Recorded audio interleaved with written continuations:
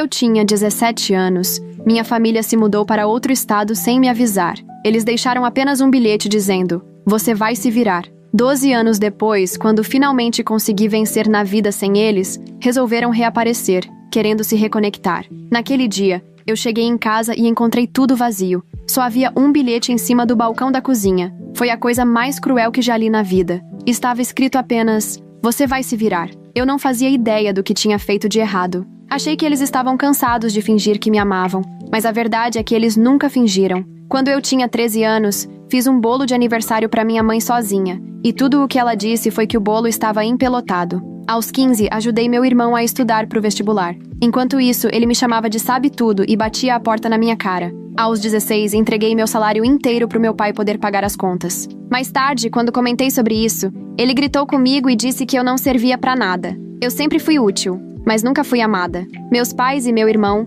minha única família, fizeram as malas e se mandaram para outro estado sem me dizer uma palavra. Fiquei sabendo por meio do proprietário do imóvel, uma semana depois. Tive exatamente 7 dias para sair, porque eles tinham encerrado o contrato de aluguel antes da hora. Passei 3 noites na casa de uma amiga, até não ter mais onde ficar. No fim, acabei dormindo nos fundos de um box de armazenamento que aluguei com o restinho das minhas economias. Me esgueirava para tomar banho no vestiário da YMCA, comia manteiga de amendoim direto da colher no café, almoço e jantar, usava os computadores da biblioteca pública para procurar emprego e fingia que estava tudo bem. Até que consegui uma vaga como garçonete num diner, no turno da noite. O gerente era meio grosso, mas justo. Me pagava em dinheiro, por fora, até eu conseguir tirar um documento de identidade. Teve um dia em que quase desmaiei de exaustão, e ele deixou eu tirar um cochilo na sala de descanso. Eu fui me virando. Comprei um celular pré-pago, guardei todos os recibos, assisti a tutoriais gratuitos no YouTube sobre finanças e metas.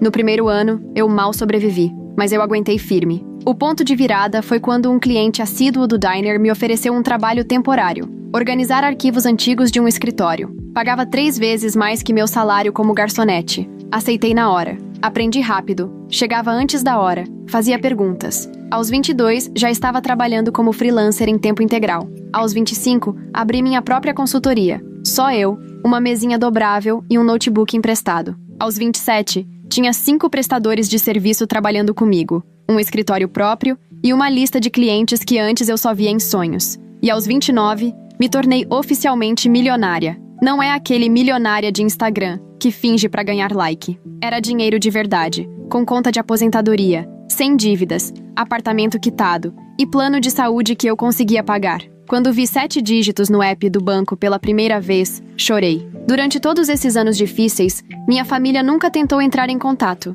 Nenhuma vez. Vi meu irmão aparecer uma vez na lista de sugestões de amizade. Hoje ele é casado. Ainda mora no estado para onde eles sumiram. Fiquei encarando a tela por um bom tempo, me perguntando se ele contou para a esposa que eu existo, se ele disse que eu fugi, ou se simplesmente não fala nada. Às vezes ainda me pergunto se teria sido mais fácil odiá-los. Mas, para ser sincera, nunca foi ódio. Foi coração partido. Hoje eu faço terapia porque quero continuar inteira. Tenho uma lista das pessoas que me salvaram quando não precisavam. Colegas de trabalho, de escola, desconhecidos que me mostraram o que é apoio de verdade. Semana passada, uma entrevista minha num podcast sobre rompimento familiar viralizou. Bateu 1 milhão de visualizações em 4 dias. Minha caixa de entrada se encheu de mensagens de apoio, gratidão, gente dizendo que eu dei voz à dor deles. E aí, no meio disso tudo, um e-mail se destacou. O assunto era: "Você ainda é nossa filha." Era da minha mãe, sem pedido de desculpas. Só um parágrafo dizendo que ouviu o meu lado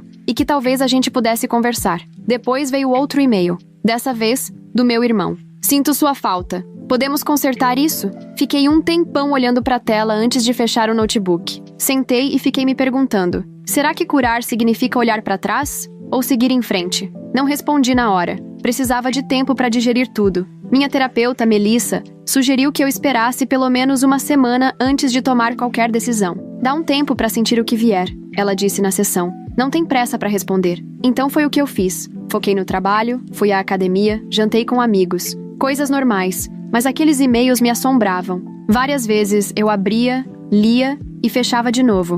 A mensagem da minha mãe parecia fria, quase clínica, como se estivesse mandando um recado para uma conhecida distante. A do meu irmão era mais curta, mas soava mais sincera. Não conseguia parar de pensar naquilo. 10 dias depois, decidi responder ao meu irmão primeiro. Algo bem simples. Escrevi: faz 12 anos. O que mudou? E mandei antes que eu pudesse pensar demais. A resposta veio em menos de 1 hora. Ele disse que o podcast fez cair a ficha. Alegou que só tinha 15 anos quando me deixaram, que não teve escolha, que sempre pensou em mim, que chegou a me procurar online algumas vezes, mas nunca teve coragem de me escrever, que ver meu sucesso o encheu de orgulho. Mas eu não engoli, não por completo. Se ele se importava tanto assim, por que só agora, depois que fiquei conhecida? Perguntei exatamente isso. O próximo e-mail veio mais longo. Ele admitiu que estavam com dificuldades financeiras, que o negócio dos meus pais tinha falido, que a esposa dele estava grávida do segundo filho, que as dívidas médicas estavam se acumulando. Senti um gelo no estômago.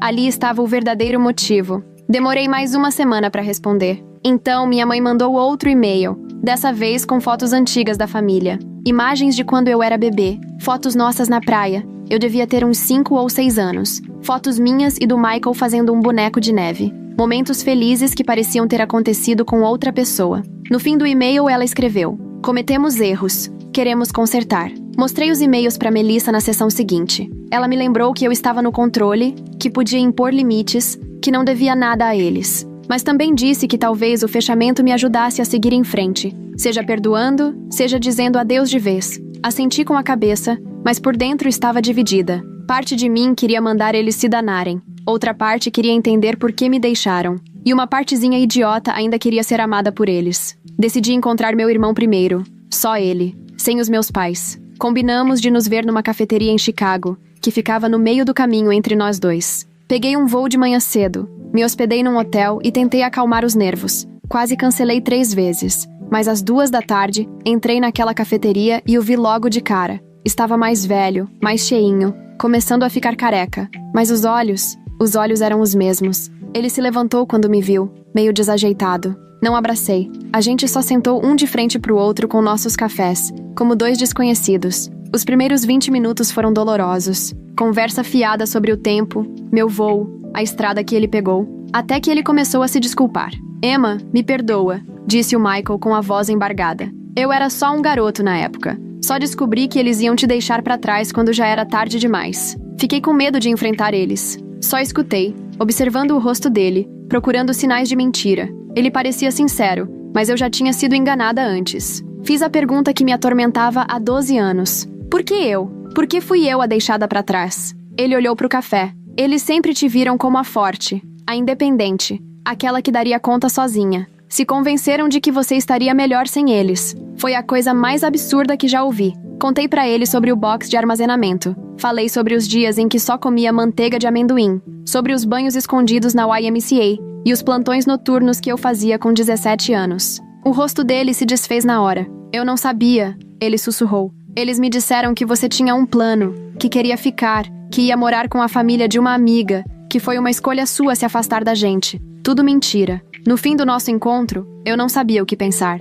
Ele parecia realmente arrependido. Me mostrou fotos da esposa e da filha, contou sobre o trabalho dele como contador, perguntou sobre meu negócio. Não pediu dinheiro diretamente, o que me surpreendeu. Quando nos despedimos, ele me abraçou. Eu deixei, mas não retribuí. Fiquei ali, de braços caídos, sem sentir nada. Voltei pro hotel e liguei pra Melissa. Contei tudo. Ela me fez enxergar que, embora meu irmão parecesse arrependido, ainda se colocava como vítima, sem reconhecer de verdade o papel dele no meu abandono. E ela estava certa. Ele tinha 15 anos, não 5. Velho o suficiente para pegar um telefone, mandar um e-mail, ou ao menos verificar como eu estava em algum momento desses 12 anos. Naquela noite, minha mãe ligou. Eu não tinha dado meu número para ela, então só podia ter sido o Michael. Quase não atendi, mas a curiosidade falou mais alto. A voz dela estava mais velha, rascante. Ela chorou assim que eu disse, alô. Começou a falar que estava orgulhosa de mim, que sempre soube que eu daria certo,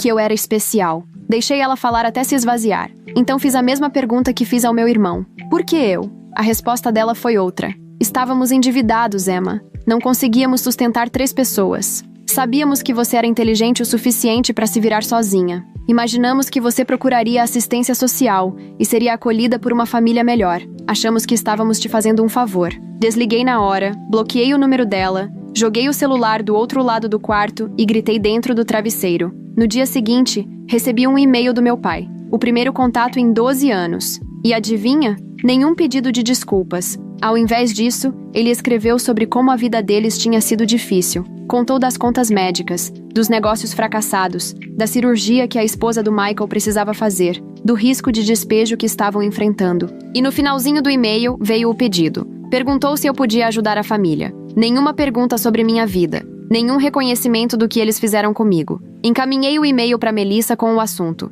E aí está. Ela me ligou na hora. Mesmo sendo domingo. Ficamos uma hora conversando sobre limites, sobre a diferença entre perdão e reconciliação, sobre o que é ajudar e o que é alimentar dependência, e principalmente sobre o que eu queria de verdade, e não o que achava que devia querer. Na segunda-feira de manhã, tomei minha decisão. Enviei um e-mail para o Michael dizendo que estava feliz por termos nos encontrado, que entendia que ele estava numa posição difícil na época, e que eu estava disposta a ter um relacionamento com ele e a família dele, mas com regras bem claras, sem dinheiro, sem empréstimos, sem nenhum tipo de apoio financeiro, e nada de relação com nossos pais até que eles assumissem totalmente a responsabilidade pelo que fizeram. A resposta dele veio na hora, e disse muito sobre ele. "Tô muito decepcionado, Emma", ele escreveu. "Nossos pais estão precisando de ajuda. Família tem que se apoiar. Você tá sendo egoísta com o seu sucesso. Todos os gatilhos de culpa que eles implantaram em mim na infância foram ativados ao mesmo tempo. Mas eu não respondi.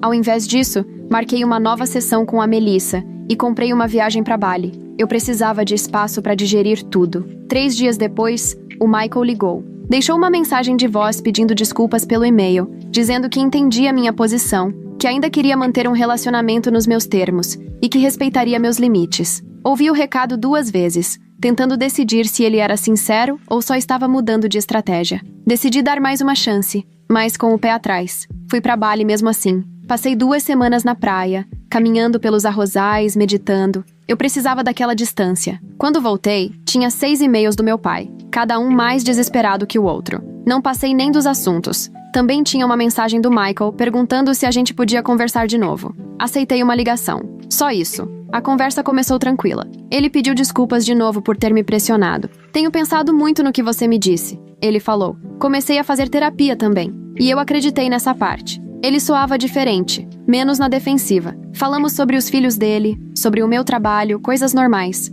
Aí ele comentou que nossos pais iam visitá-lo no fim de semana e perguntou se eu toparia encontrá-los. Só por 1 hora, num lugar público. Senti o peito apertar. "Não tô pronta pra isso, Michael." Ele insistiu um pouco, mas recuou quando eu fiquei em silêncio. Depois que desliguei, liguei pra Melissa. Tivemos uma sessão de emergência naquela noite. Ela me ajudou a entender que o medo de vê-los não era por ódio. Era porque, no fundo, eu ainda queria a aprovação deles. Ainda queria ser amada por eles. Ainda queria ser suficiente. Era patético, mas era verdade. Chorei por 1 hora no consultório dela. No dia seguinte, o Michael mandou outra mensagem. Disse que nossa mãe chorou a noite toda depois que ele contou que eu não ia encontrá-los. Que nosso pai estava falando em dirigir até minha cidade mesmo assim. Senti um pânico. Bloqueei o número do Michael na hora. Depois, liguei para minha assistente e avisei que ia trabalhar de casa a semana inteira. Pedi mercado por delivery. Basicamente, me tranquei no apartamento, igual uma criança assustada. Na quarta-feira, o porteiro ligou. Disse que tinha um casal perguntando por mim. Não quiseram dar os nomes. Eu soube na hora. Falei que não estava recebendo visitas. 5 minutos depois, meu celular tocou de um número desconhecido. Deixei cair na caixa postal. Era meu pai. "Emma, dirigimos 8 horas para te ver", disse ele com a voz cheia de raiva. "Você tá sendo infantil. A gente merece uma chance de se explicar." Apaguei a mensagem e desliguei o celular. Na manhã de quinta-feira, acordei com alguém batendo na porta com força. Congelei na cama, o coração disparado. Olhei pelo olho mágico. Eram eles, meus pais, parados no corredor como se tivessem algum direito de estar ali. "Emma, por favor." A voz da minha mãe veio abafada pela porta. "A gente só quer conversar. Nós sabemos que você tá aí." E meu pai completou. "A gente te ama. Desculpa." Eu não abri a porta. Sentei no chão, encostada na parede, tremendo. Depois de um tempo, eles foram embora. Liguei para a segurança do prédio imediatamente. Pedi para não deixarem mais aquelas pessoas subirem. O segurança ficou preocupado, perguntou se eu queria chamar a polícia. Eu disse que não. Só pedi para não deixarem eles entrarem mais. Depois liguei para Melissa. Ela veio até minha casa na hora do almoço. Trouxe um sanduíche e ficou sentada comigo enquanto eu chorava. Disse que eu tinha todo o direito de impor meus limites, que eu não devia nada a eles, que o que estavam fazendo era assédio, não reconciliação. Quando ela foi embora, recebi mais uma mensagem do Michael. Ele estava furioso. Disse que eu tinha humilhado nossos pais, que eles estavam hospedados num motel barato que não podiam pagar, só para tentar me ver, que a esposa dele precisava de cirurgia no mês seguinte e que eles esperavam que eu ajudasse. Disse que eu estava sendo cruel. Eu não respondi. Na sexta de manhã, decidi que precisava sair da cidade por um tempo. Comprei uma passagem para visitar minha amiga Rachel em Portland. Ela foi uma das poucas pessoas que me ajudaram quando eu não tinha onde ficar. Me deixou dormir no sofá dela por uma semana, quando o mundo inteiro parecia ter virado as costas para mim. Eu confiava nela de olhos fechados. Estava jogando roupas na mala quando meu celular tocou. Número desconhecido de novo. Ignorei. 10 minutos depois, o porteiro me ligou. Disse que tinha uma mulher lá embaixo passando mal. Parecia estar tendo uma crise de saúde. Disse que ela estava perguntando por mim pelo nome, afirmando ser minha mãe. Me deu um embrulho no estômago. Pedi para ele chamar uma ambulância se fosse necessário, mas avisei que eu não desceria. Ele parecia desconfortável, mas concordou. Terminei de arrumar as coisas e desci uma hora depois. Olhei com cuidado antes de entrar no saguão. Não vi sinal deles. Senti um alívio enorme, mas também uma culpa estranha. O porteiro me lançou um olhar esquisito quando passei. Disse que a ambulância tinha vindo, que a mulher estava com dores no peito e que a tinham levado para o hospital memorial. Assenti com a cabeça e corri para o Uber que já me esperava. No aeroporto, recebi outra ligação do Michael. Quase não atendi, mas alguma coisa me fez atender. Mãe teve um infarto. Ele chorava. Ela tá na sala de cirurgia. Isso é culpa sua por estressar ela. Desliguei na cara dele. Liguei para Melissa em seguida. Contei o que tinha acontecido. Perguntei se eu era uma pessoa horrível. Emma, presta atenção. Ela disse com firmeza. Você não é responsável pela saúde da sua mãe. Isso parece mais uma tentativa de manipulação. Embarca nesse avião e cuida de você. E foi o que eu fiz. Passei o fim de semana com a Rachel. Contei tudo. Ela lembrava bem da época em que minha família me abandonou. Lembrava o quanto eu tinha ficado despedaçada. Ficou furiosa por mim. Eles não merecem nenhum minuto do seu tempo, ela disse, me servindo mais uma taça de vinho. Não depois do que fizeram com você. Foi reconfortante ter alguém 100% do meu lado. No domingo à noite, recebi um e-mail do meu pai. Minha mãe estava estável.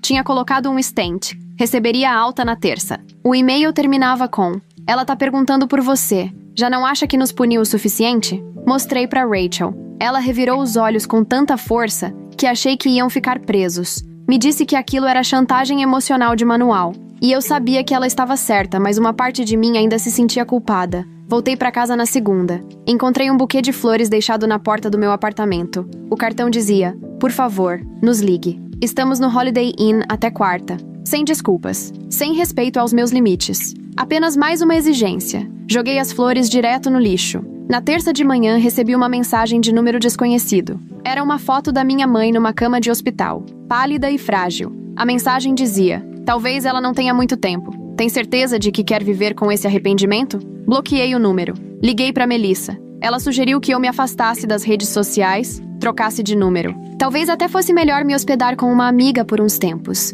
Concordei. Liguei para minha assistente e avisei que trabalharia de forma remota pelas próximas 2 semanas. Comecei a arrumar outra mala. Antes de sair, o porteiro ligou de novo. Disse que havia uma jovem lá embaixo perguntando por mim. Disse que ela estava com uma criança pequena, que se identificou como minha cunhada. Me senti encurralada. Essas pessoas não iam parar. Pedi ao porteiro que a deixasse subir. Decidi encarar isso de frente. A mulher que bateu na minha porta parecia esgotada. Olheiras profundas. Trazia uma criança dormindo no colo, apoiada no ombro. Sou a Jenny, disse baixinho. Esposa do Michael. Vim sozinha porque queria conversar com você sem esse drama todo da família. Deixei ela entrar, meio a contragosto. Ofereci água. Ela aceitou com gratidão. Jenny acomodou a criança no meu sofá, cobriu com uma mantinha, depois se sentou à mesa da cozinha e começou a falar. Só descobri sobre você há uns 3 anos, confessou. O Michael me contou que você tinha fugido aos 17, que tinha cortado o contato com a família.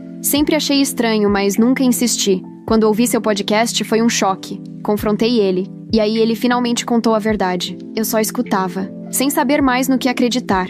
Jenny parecia sincera. Fiquei horrorizada com o que fizeram com você, continuou. Insisti para que o Michael entrasse em contato, mas eu não fazia ideia de que eles iam te pedir dinheiro. Fiquei envergonhada e com raiva. Sim, eu preciso de uma cirurgia por conta de um problema na tireoide, mas temos plano de saúde. Quem está com problemas financeiros são seus pais, não a gente. Perguntei por que ela tinha vindo. Ela me olhou nos olhos, firme. Porque você merece saber a verdade toda, respondeu. Seus pais estão contando pra todo mundo que foi você quem abandonou a família, que você tem problemas mentais, que roubou o dinheiro deles antes de desaparecer, que eles passaram anos tentando te encontrar. Tudo mentira, tudo pra encobrir o que fizeram. Senti como se tivesse levado um soco. Como você sabe que isso é verdade? Ela pegou o celular, me mostrou postagens antigas no Facebook. Minha mãe pedindo orações para encontrar a filha problemática. Meu pai dizendo que eu tinha levado as economias da família antes de fugir. Postagens sobre contratar detetives particulares, sobre procurarem abrigos de sem-teto. Tudo cuidadosamente construído para fazer deles as vítimas. Tudo postado anos depois de me abandonarem. Jenny pediu desculpas por ter feito parte disso, mesmo sem saber. Disse que também confrontou meus pais, e que eles acabaram confessando tudo quando ela ameaçou contar a verdade para a família toda. Disseram que estavam desesperados porque as mentiras estavam desmoronando, que o podcast fez as pessoas começarem a fazer perguntas que eles não conseguiam mais responder. A filha dela acordou nesse momento, uma garotinha linda, de cabelos cacheados. Essa é a Lily, Jenny disse baixinho. Ela tem 3 anos, e tô esperando outra menina. Quero que minhas filhas conheçam a tia delas, mas só se você também quiser, sem pressão, sem culpa, só uma porta aberta se um dia você decidir entrar. Depois que elas foram embora, fiquei horas sentada no meu apartamento, processando tudo. Liguei pra Melissa de novo, contei tudo que Jenny disse. Ela não ficou surpresa. Abusadores costumam controlar a narrativa, explicou. Criam realidades alternativas onde são sempre as vítimas.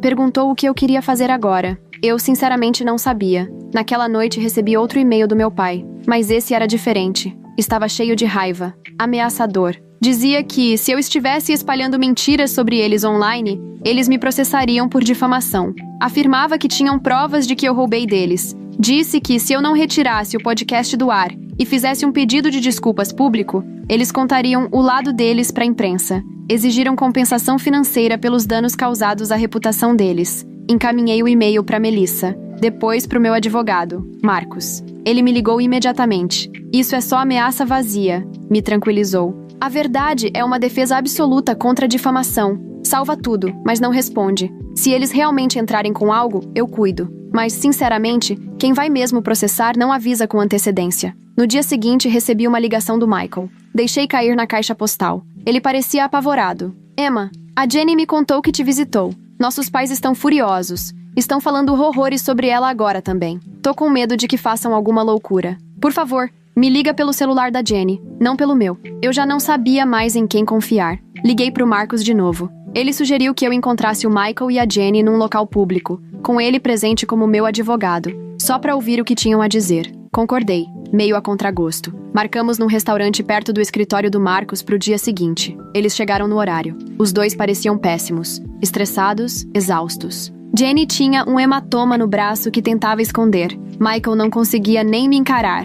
Sou Marcos, advogado da Emma, ele disse assim que sentamos, e viu Michael se encolher na cadeira. Mas todos sentamos, pedimos café, e eles começaram a falar. E o que veio à tona era pior do que eu imaginava. Meus pais estavam vivendo às custas do Michael há anos. Entravam e saíam da casa dele, pedindo dinheiro em emergências, cuidando das crianças enquanto criticavam cada decisão dele como pai. Quando Jenny confrontou eles sobre mim, meu pai agarrou o braço dela com tanta força que deixou marcas. Michael expulsou os dois de casa. Desde então, eles estavam hospedados num motel barato, ligando sem parar, aparecendo no trabalho dele. Fiquei ouvindo em silêncio, vendo meu irmão desabar ao contar como nossos pais controlaram a vida dele inteira, como o convenceram de que eu tinha os abandonado, como ele teve medo demais para questionar a versão deles, como ficou preso na teia de manipulações e mentiras durante 12 anos, como estava apavorado de que fizessem mal a Jenny ou às crianças. Marcos fez perguntas cuidadosas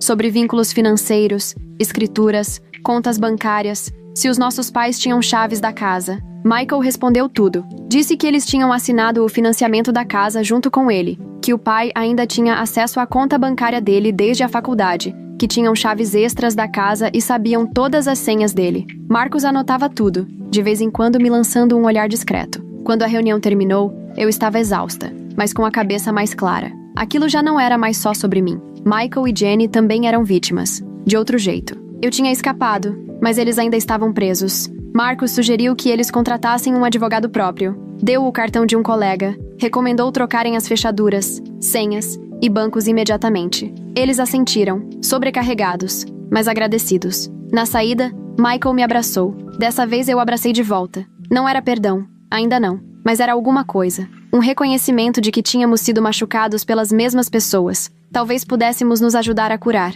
Naquela noite, recebi uma sequência de mensagens completamente fora de controle dos números dos meus pais. Acusações, ameaças, tentativas de me fazer sentir culpa. Bloqueei tudo. Depois liguei para Jenny. Perguntei se estavam seguros. Ela disse que sim. Tinham trocado as fechaduras. Passaram a noite anterior na casa de amigos. Estavam procurando uma medida protetiva. Fiquei aliviada, mas ainda preocupada. Na manhã seguinte, acordei com o celular tocando. Era Jenny, em pânico. Eles invadiram nossa casa. Ela chorava. Levaram as fotos da Lily quando bebê, documentos importantes, o notebook do Michael. Deixaram um bilhete. Assuntos de família devem ficar na família. Pedi que ela chamasse a polícia na hora. Disse que ia encontrá-los lá. Liguei pro Marcos no caminho. Quando cheguei, havia uma viatura parada em frente à casa deles. Um policial colhia depoimentos na sala. A casa estava de pernas pro ar. Gavetas reviradas, papéis espalhados. Michael sentado no sofá com as mãos no rosto.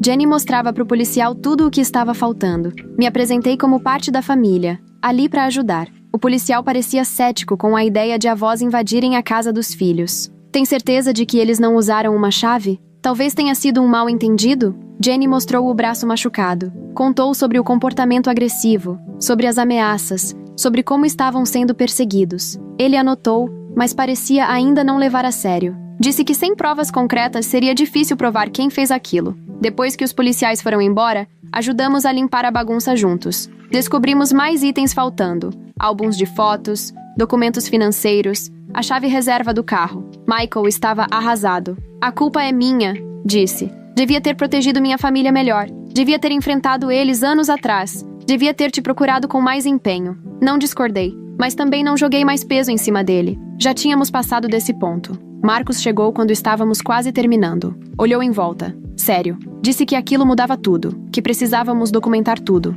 Que invasão domiciliar era crime. Que todos devíamos ficar em outro lugar por alguns dias. E que nos ajudaria a pedir medidas protetivas de urgência no dia seguinte. Concordamos, sem forças para discutir. Jenny arrumou as malas enquanto eu e Michael tentávamos deixar a casa segura. Trocamos as fechaduras de novo, verificamos janelas, discutimos instalar câmeras de segurança. Parecia surreal ter que tomar esses cuidados contra os nossos próprios pais, mas era necessário. Eles tinham ultrapassado um limite que não dava para voltar atrás. Na saída, Michael recebeu uma mensagem do nosso pai. 3 palavras apenas. Estamos de olho. Ele me mostrou com as mãos tremendo. Tirei um print, mandei pro Marcos e tomei uma decisão. Disse para eles que viriam ficar comigo. Meu prédio tinha segurança, câmeras, porteiro que já sabia que não devia deixar meus pais entrarem. Eles aceitaram na hora. Naquela noite, nós 4 jantamos comida por delivery na minha sala. Lily brincava com os brinquedos que Jenny trouxe. Conversamos baixinho sobre os próximos passos, sobre as medidas judiciais,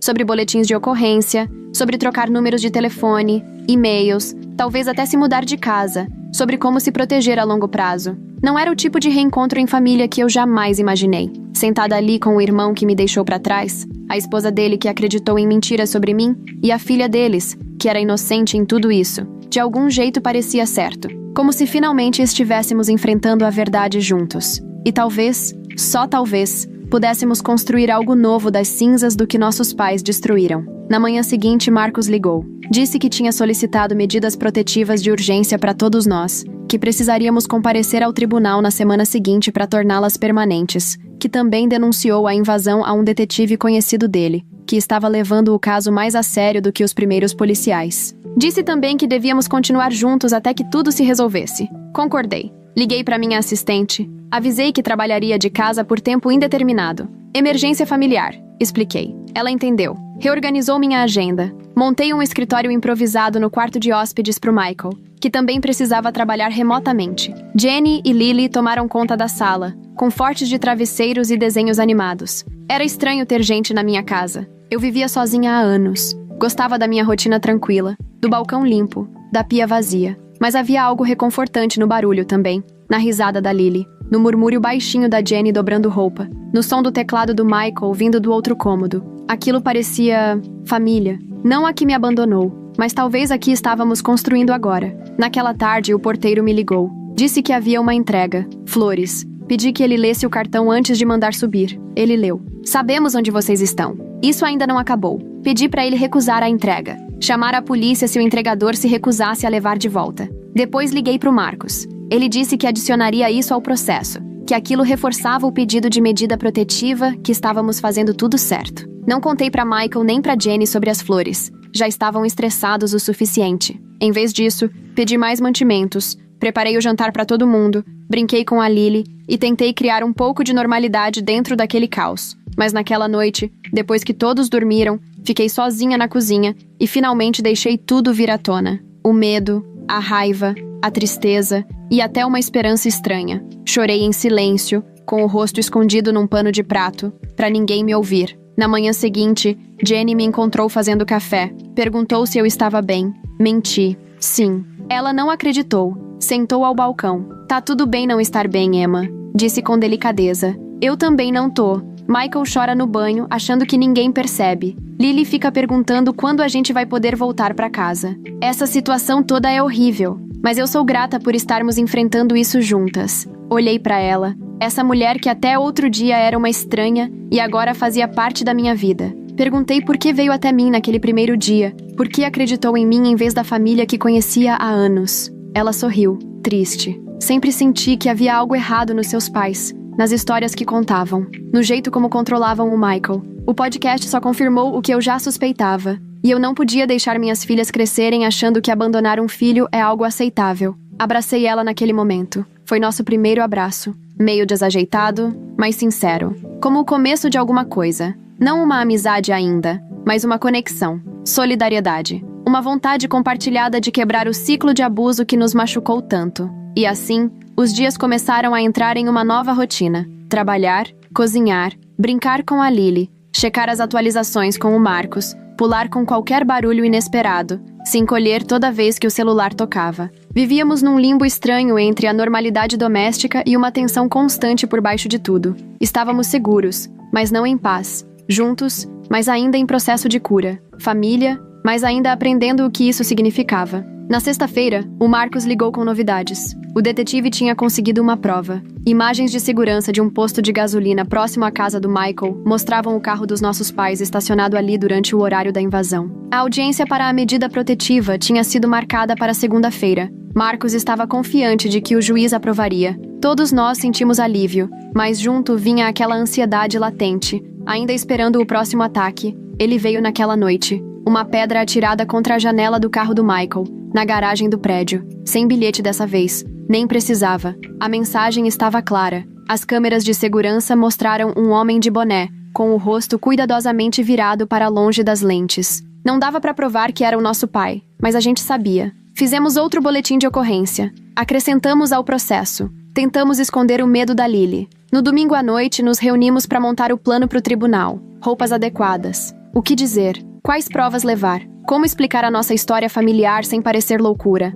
Como convencer o juiz do padrão de agressividade? Como nos protegermos legalmente, emocionalmente, fisicamente? Era surreal falar dos nossos pais daquele jeito. Como se fossem estranhos. Estranhos perigosos que, por acaso, compartilhavam o nosso DNA. Enquanto discutíamos, meu celular apitou com uma notificação de e-mail. Era da minha mãe. Assunto: última chance. Quase deletei sem ler, mas alguma coisa me fez abrir. Era curtíssimo. Só uma linha. Se você for ao tribunal amanhã, vai se arrepender pelo resto da vida. Mostrei pro Marcos, que tinha ficado pro jantar. Ele tirou um print, anexou ao nosso dossiê e me orientou a não responder. Disse que esse tipo de ameaça só fortalecia nosso caso. Aquela noite ninguém conseguiu dormir direito. Fiquei conferindo as trancas, prestando atenção em cada ruído, imaginando o que meus pais poderiam fazer, me perguntando se estávamos exagerando ou subestimando. Como é que minha vida tinha chegado nesse ponto? De adolescente abandonada a empresária de sucesso, para agora estar escondida dentro do meu próprio apartamento com medo das pessoas que me colocaram no mundo. A manhã de segunda chegou com uma calma estranha. Nos vestimos com cuidado, estilo social casual, roupas sóbrias, que transmitissem seriedade, respeitáveis, confiáveis. Jenny combinou com uma amiga de cuidar da Lily. Fomos em carros separados, por precaução. Encontramos o Marcos nos degraus do fórum. Ele estava confiante, pasta na mão, disse que já tinha lidado com dezenas de casos como aquele, que as provas eram fortes, que juízes levavam ameaças a sério, que estaríamos protegidos. Quando entramos no prédio, eu os vi, eles, meus pais. parados perto da entrada. Estavam mais velhos do que eu lembrava, menores, de certa forma. Minha mãe me viu primeiro, deu um passo na minha direção. Meu pai agarrou o braço dela e a conteve. Eles nos observaram passar sem dizer nada, sem tentar se aproximar. Só ficaram ali, olhando, com uma mistura de raiva e, talvez, medo. Passamos direto por eles, fizemos o check-in na segurança, seguimos o Marcos até a sala certa, sentamos juntos no banco, esperando nosso caso ser chamado. Eu senti quando meus pais entraram. Sabia que estavam sentados do outro lado da sala. Dava para ouvir sussurros, mas não virei para olhar. Fiquei com os olhos fixos à frente, focando em respirar. O juiz chamou o nosso caso. Nos levantamos, caminhamos até a frente, assumimos nossos lugares. Marcos apresentou as provas com calma. A invasão, as mensagens ameaçadoras, as flores, o tijolo, o e-mail, o histórico de abandono e manipulação. O juiz ouviu tudo com atenção, fez perguntas objetivas, lançava olhares cada vez mais sérios aos meus pais. Quando chegou a vez deles, se aproximaram do banco sozinhos, sem advogado, só os dois. Meu pai falou primeiro, alegou que estávamos exagerando, que só queriam se reconectar com a família, que nunca tinham quebrado nenhuma lei, que nos amavam e queriam se redimir, que tudo não passava de um mal-entendido fora de proporção. O juiz perguntou sobre as imagens da câmera, sobre as mensagens. Meu pai negou tudo. Disse que não eram eles nas imagens, que os textos estavam sendo mal interpretados, que eles eram as verdadeiras vítimas. Minha mãe só balançava a cabeça e, de vez em quando, enxugava os olhos com um lencinho. Então, o juiz foi direto e perguntou sobre o abandono. Vocês deixaram sua filha menor de idade sozinha e se mudaram para outro estado? Meu pai hesitou. Começou a falar de adolescentes problemáticos, de decisões difíceis, de fazer o que achavam certo. O juiz interrompeu. Repetiu a pergunta direto. O senhor abandonou sua filha menor de idade? Meu pai abaixou a cabeça. Murmurou algo sobre dificuldades financeiras. O rosto do juiz ficou duro. Depois de ouvir os dois lados, o juiz concedeu as medidas protetivas. 3 anos. Sem contato. Sem se aproximar das nossas casas ou locais de trabalho. Sem mandar mensagens por terceiros. Qualquer violação resultaria em prisão imediata. Meus pais pareciam em choque, como se não acreditassem que aquilo estava mesmo acontecendo. Como se nunca tivessem enfrentado as consequências de nada. Saindo do tribunal, minha mãe chamou meu nome. Só uma vez. Baixinho. Mas eu continuei andando, sem olhar para trás, sentindo o peso indo embora a cada passo. Não era cura, ainda não, mas era o começo. A primeira barreira real que não poderia ser cruzada sem consequências graves. Lá fora, Marcos apertou nossas mãos, disse que fizemos um ótimo trabalho, que as ordens estavam bem fundamentadas, que era para ligar para ele imediatamente em caso de qualquer violação, e que estava orgulhoso de nós por termos enfrentado tudo isso. Agradecemos, atordoados, mas aliviados, como sobreviventes de um desastre natural, pisando na luz do sol depois da tempestade. Michael me abraçou nas escadarias do tribunal. Um abraço de verdade, apertado. Me desculpa, Emma, ele disse com a voz embargada. Por tudo, por não ter te protegido, por não ter te encontrado antes, por ter acreditado neles, por ter trazido esse caos de volta para sua vida. Eu abracei ele de volta. Disse que íamos ficar bem, que agora a gente tinha um ao outro, que podíamos construir algo novo, algo melhor. Enquanto íamos para os nossos carros, meu celular vibrou. Uma mensagem de número desconhecido. Quase não olhei, mas quando olhei, senti um gelo na espinha. Era uma foto da Lily, brincando no quintal da casa da amiga,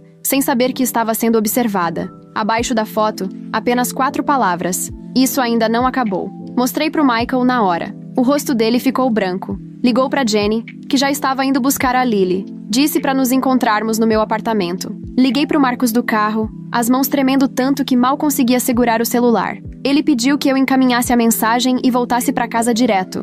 Disse que chamaria a polícia e nos encontraria lá, que aquilo era uma violação clara da medida protetiva, que era para manter a calma, mas ficar alerta. O caminho de volta pareceu eterno. Fiquei checando os espelhos retrovisores, paranoica achando que meus pais estavam me seguindo. Quando finalmente estacionei na garagem do prédio, fiquei sentada por 1 minuto só respirando, tentando me recompor antes de encarar o Michael e a Jenny. Eles precisavam que eu fosse forte agora. Encontrei os dois no meu apartamento. Jenny segurava a Lily como se tivesse medo de que ela sumisse. A menina estava com o rostinho assustado. Michael andava de um lado para o outro, passando as mãos no cabelo, nervoso. Mostrei a mensagem. Jenny começou a chorar. Disse que eles estavam vigiando a filha dela. Disse que nunca se perdoaria se algo acontecesse com a Lily. Michael abraçou as duas, com uma expressão determinada que eu nunca tinha visto nele. Marcos chegou 20 minutos depois, com 2 policiais. Eles pegaram nossos depoimentos, analisaram a mensagem, fizeram algumas ligações. Disseram que iam mandar uma viatura até a casa da amiga da Lily, que tentariam rastrear o número, que aumentariam a vigilância em volta do prédio. Fizeram tudo certo, mas dava para perceber que ainda não compreendiam totalmente o quão perigosos nossos pais eram, o quanto estavam fora de controle e o quanto estavam desesperados. Depois que a polícia saiu, nos sentamos na sala tentando decidir os próximos passos. Jenny sugeriu se esconder num hotel com nomes falsos. Michael achava melhor irmos para casa de um primo dele em outro estado. Eu só sentava ali, cada vez mais irritada. Isso era um absurdo. A gente fez tudo certo. Seguiu cada passo da lei. Conseguiu as medidas protetivas. E eles ainda estavam nos aterrorizando. Ainda estavam tentando controlar nossas vidas pelo medo. Levantei de repente. Cansei de fugir, falei. Cansei de me esconder. Cansei de deixar que eles decidam como eu vivo minha vida. Já roubaram minha infância. Não vou entregar minha vida adulta também. Michael me olhou como se eu tivesse enlouquecido. E o que você pretende fazer? Eu sinceramente ainda não sabia. Mas sabia que não dava mais para continuar daquele jeito. Naquela noite, fizemos vigília por turnos enquanto os outros dormiam.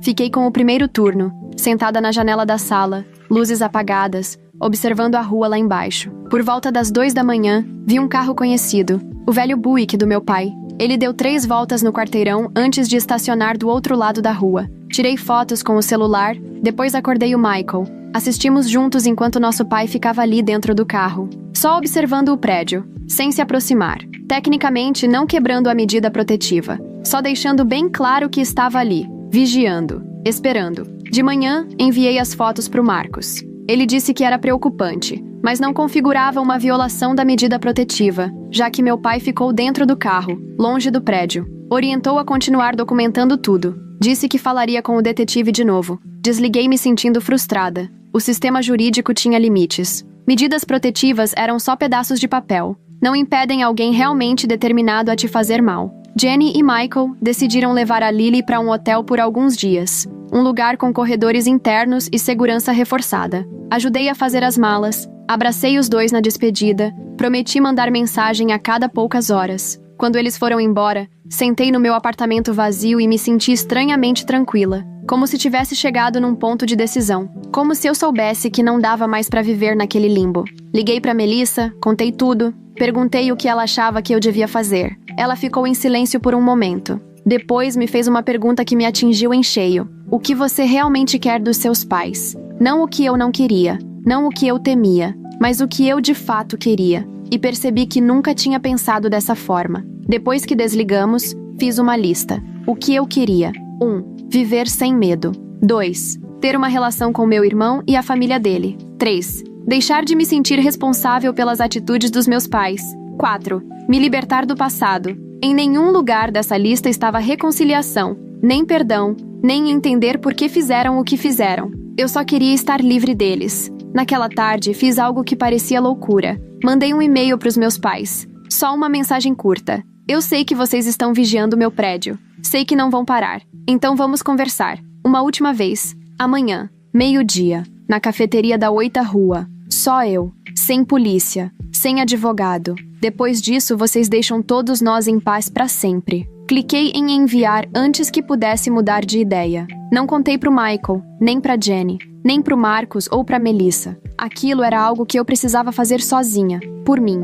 Eu não era ingênua a ponto de achar que meus pais iam, de repente, se tornar pessoas razoáveis, mas eu precisava enfrentá-los nos meus termos, dizer o que precisava ser dito, encerrar esse ciclo de uma vez por todas. Meu pai respondeu em minutos. Só, estaremos lá, sem ameaças, sem chantagens emocionais, só uma confirmação. Passei o resto do dia me preparando, não fisicamente, mentalmente, pensando no que eu queria dizer, no que eles precisavam ouvir, nos limites que eu precisava deixar claros. Dormi surpreendentemente bem naquela noite, como se tomar aquela decisão tivesse tirado um peso das minhas costas. Na manhã seguinte, me arrumei com cuidado. Não para impressioná-los, só para me sentir forte, confiante. Peguei um Uber até a cafeteria, cheguei 15 minutos antes. Escolhi uma mesa no fundo, de onde eu podia ver a porta, mas sem estar tão visível da rua. Pedi um café que nem queria de verdade. Só fiquei ali, esperando. surpreendentemente calma. Eles chegaram exatamente ao meio-dia,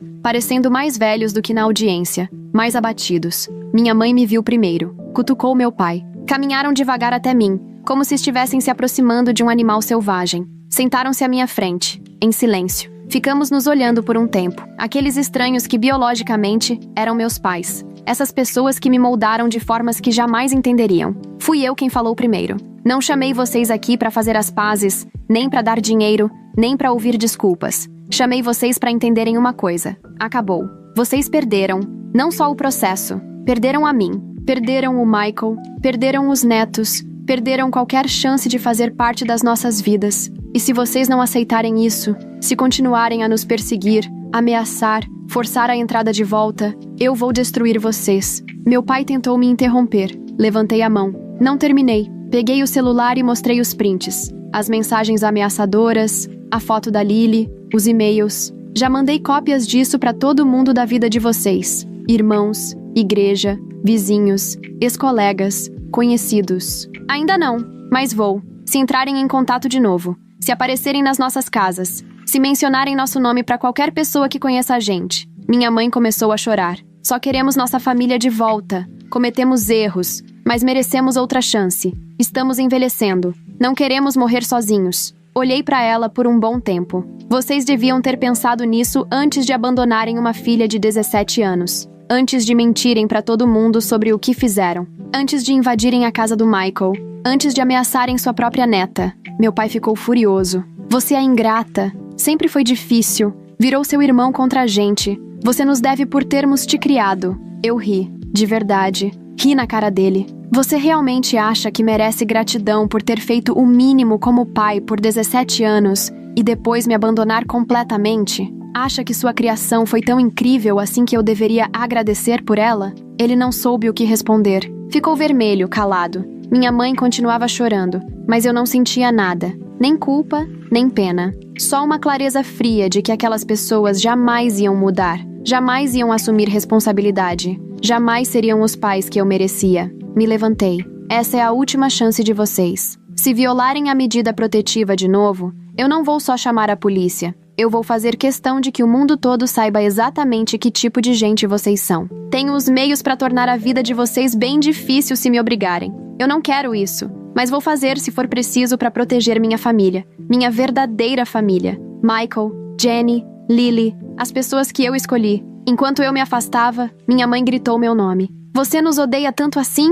Parei. Virei devagar. Eu não odeio vocês. Eu não sinto nada por vocês. São estranhos pra mim agora. E isso é uma perda de vocês. Não minha. Saí daquela cafeteria me sentindo mais leve do que em anos. Liguei pro Michael ainda na calçada e contei tudo. No começo, ele ficou irritado por eu ter me encontrado com ele sozinha. Depois, preocupado com uma possível retaliação. Mas acima de tudo, parecia aliviado por alguém finalmente ter enfrentado eles cara a cara. Disse que queria ter tido essa coragem anos atrás. Voltei pro meu apartamento, fiz as malas e decidi me juntar ao Michael e à família dele no hotel por alguns dias, só pra garantir. Quando cheguei, Lily correu e me abraçou. Titia Emma! Ela gritou pela primeira vez. Quase chorei. Jenny me abraçou também. Disse que estava orgulhosa de mim, que esperava que, agora, eu conseguisse encontrar paz. Michael só apertou meu ombro. Não precisou dizer nada. Passamos os dias seguintes num limbo estranho, esperando o próximo movimento dos meus pais, checando o celular a todo instante,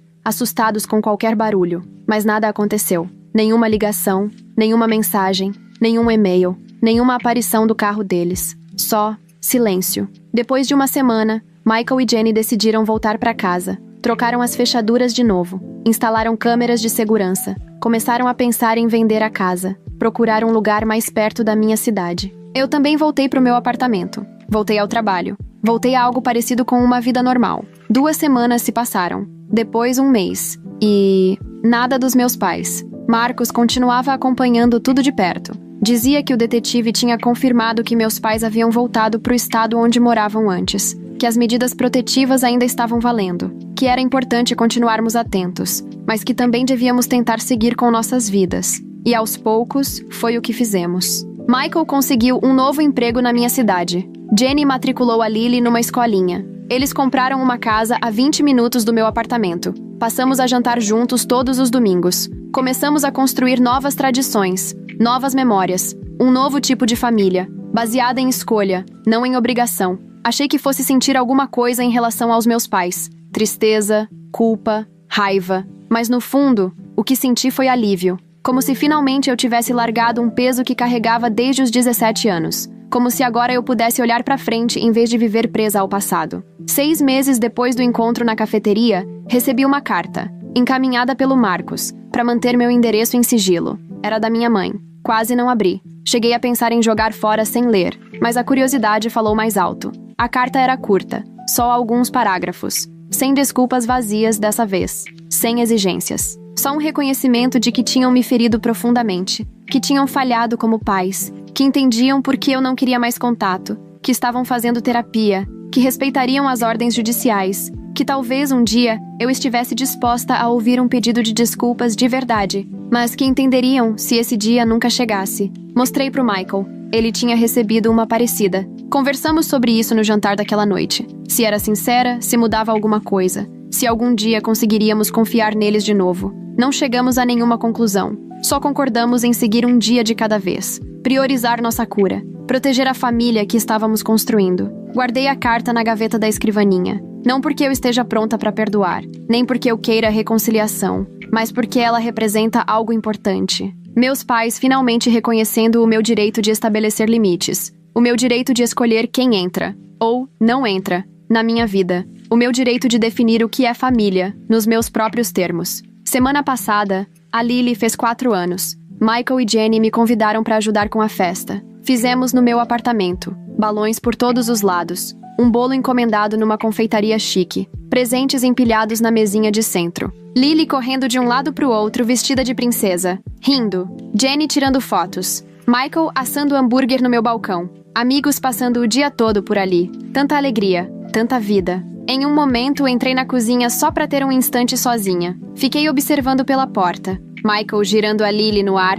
Jenny rindo de alguma piada. E meu apartamento, que antes era tão silencioso e vazio, agora cheio de vida e amor. Pensei naquele bilhete no balcão da cozinha, 12 anos atrás. Você vai se virar. E eu me virei. Não do jeito que eles imaginavam, mas descobri o que é família, o que é amor de verdade, e o que eu sempre mereci. Não tô dizendo que hoje tudo é perfeito. Ainda tenho dificuldades para confiar. Ainda faço terapia toda semana. Ainda tenho pesadelos com abandono. Ainda me assusto quando a campainha toca sem avisar. Mas eu tô me curando. Todos nós estamos. Reconstruindo algo novo a partir dos cacos do passado. Algo mais forte. Algo escolhido. Algo real. Às vezes me perguntam se algum dia eu vou me reconciliar com meus pais. Se vou permitir que conheçam a Lily. Se algum dia vou perdoar o que fizeram. Eu não tenho essas respostas ainda. Talvez um dia. Talvez nunca. Mas o que eu sei é o seguinte: não sou mais definida pelo que fizeram comigo. Sou definida pelo que construí depois. Pela pessoa que escolhi ser. Pela família que escolhi criar. E isso por si só já é o bastante.